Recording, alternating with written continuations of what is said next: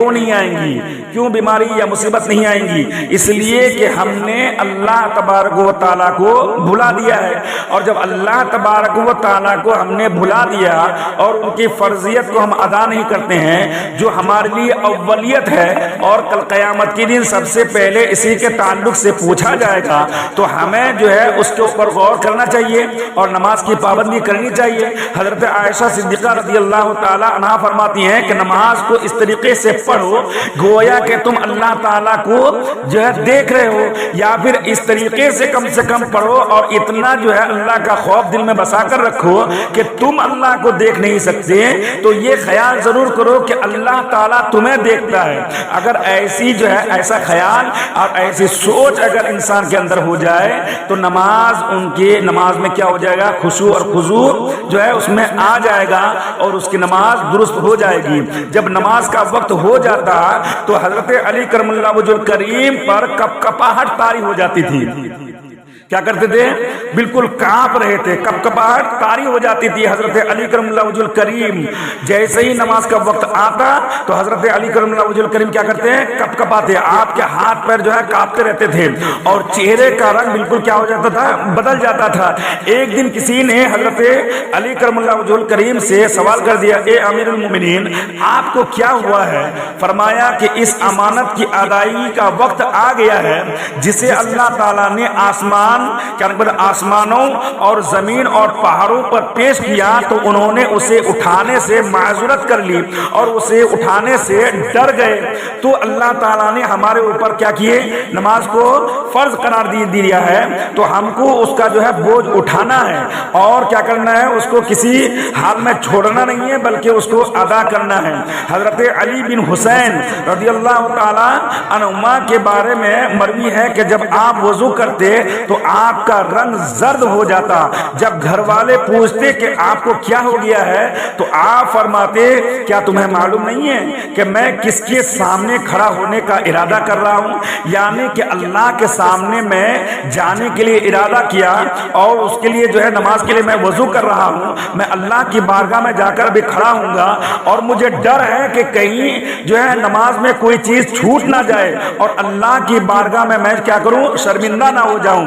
تو اس طریقے سے حضرت حسین، امام حسین کا معاملہ تھا، اور حضرت حاتم رحمت اللہ تعالی علیہ سے ان کے نماز کے بارے میں پوچھا گیا تو آپ نے فرمایا کہ جب نماز کا وقت ہو جاتا ہے تو میں مکمل وضو کرتا ہوں، پھر اس جگہ آ کر بیٹھ جاتا ہوں جہاں نماز پڑھنے کا ارادہ ہوتا تھا، یہاں تک کہ میرے اعضاء پرسکون ہو جاتے ہیں، پھر میں نماز کے لیے کھڑا ہوتا ہوں، کعبہ شریف کو آنکھوں کے سامنے، پل صراط کو قدموں کے نیچے، جنت کو دائیں اور جہنم کو بائیں طرف اور موت کے فرشتے کو اپنے پیچھے خیال کرتا ہوں، اور اس نماز کو اپنی آخری نماز سمجھتا ہوں، پھر امید اور خوف کے درمیان جذبات کے ساتھ کھڑا ہوتا ہوں، حقیقی طور پر اللہ تعالیٰ کی بڑائی کا اعلان کرتا ہوں، قرآن مجید ٹھہر کر پڑھتا ہوں، رکوع عاجزی کے ساتھ اور سجدہ ڈرتے ہوئے کرتا ہوں، پایا جو ہے پاؤں کیا کرتا ہے؟ بچھا کر اس پر بیٹھتا ہوں، دائیں پاؤں کو انگوٹھے پر کھڑا کرتا ہوں، اس کے بعد اخلاص سے کام لیتا ہوں، پھر مجھے معلوم نہیں کہ میری نماز قبول ہوتی ہے یا نہیں ہوتی ہے۔ سوچو، اس طریقے سے نماز پڑھنے کے باوجود بھی حضرت حاتم کا حال یہ ہے کہ وہ یہ سوچتے ہیں کہ نماز میری قبول ہوتی ہے یا نہیں ہوتی ہے، لیکن آج ہمارا حال یہ ہے کہ 2 منٹ میں 4 رکعت ختم۔ 4 رکعت اگر کوئی پڑھتے ہیں تو 4 منٹ میں 3 منٹ میں نماز ختم ہو جاتی تو وہ نماز ہوتی ہے، اور کہتے ہیں کہ اللہ تعالیٰ مصیبت میں مبتلا کر دیا۔ اللہ تعالیٰ ہمیں صحیح طریقے سے نماز ادا کرنے کی توفیق دے۔ تو اللہ تعالیٰ فرماتا ہے ان الصلاۃ تنہی عن الفحشاء والمنکر، بے شک نماز بے حیائی اور بری باتوں سے روکتی ہے۔ ایک نوجوان تھا اور کیا کہ ایک فاحشہ عورت نے اس کو کیا کیا، پکڑ لی. میں نے اس کو بیان کیا تھا آج 4 دن یا 5 دن پہلے بیان کیا تھا کہ نہیں. پکڑ لی اور پکڑنے کے بعد کیا کی، جو ہے اس سے زنا کرنے کے لیے کہہ رہی تھی. لیکن اس نوجوان کے اندر اللہ کا خوف اس طریقے سے تھا کہ وہ کہتا تھا کہ ٹھیک ہے تم جو کہتی ہو زنا کرنے کے لیے، تو یہ کہتی ہو کہ یہاں پہ کوئی موجود نہیں ہے، لیکن میرا اللہ جو ہے وہ مجھے دیکھتا ہے.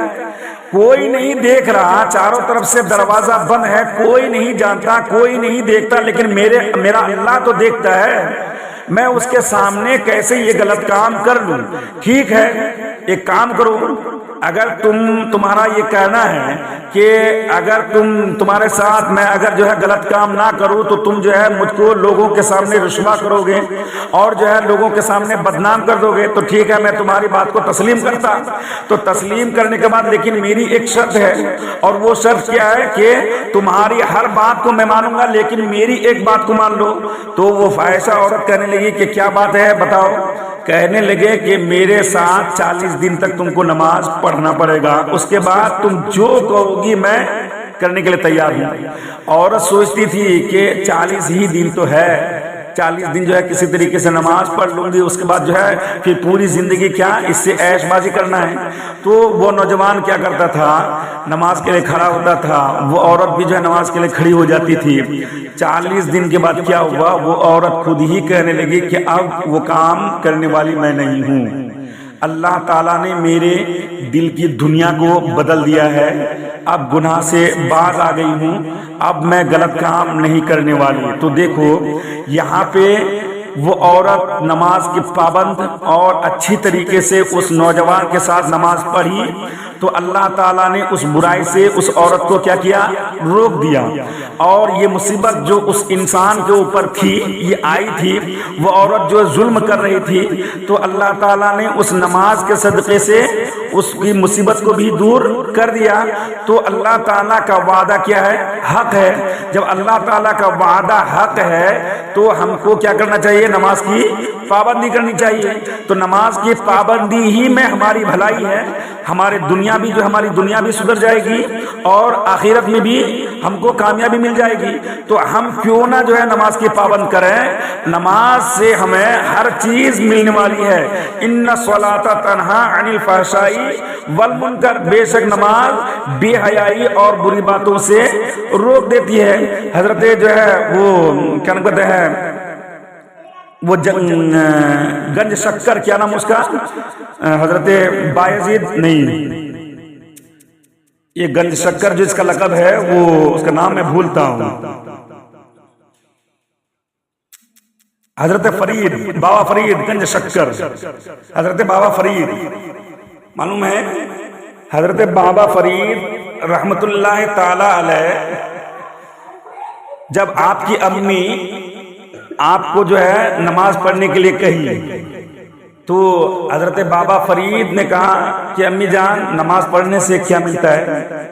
تو حضرت بابا فرید گنج شکر نے کہا کہ نماز پڑھو گے تو اللہ تعالیٰ تم کو کیا کرے گا، مٹھائی دے گا، کیا کرے گا، کھانے کی چیز دے گا. اور بچہ ہے، اور بچے کیا کرتے ہیں، آج کل کے بچے بھی ہیں، چاکلیٹ دو تو کوئی بھی کام دوڑ کے آ جائیں گے.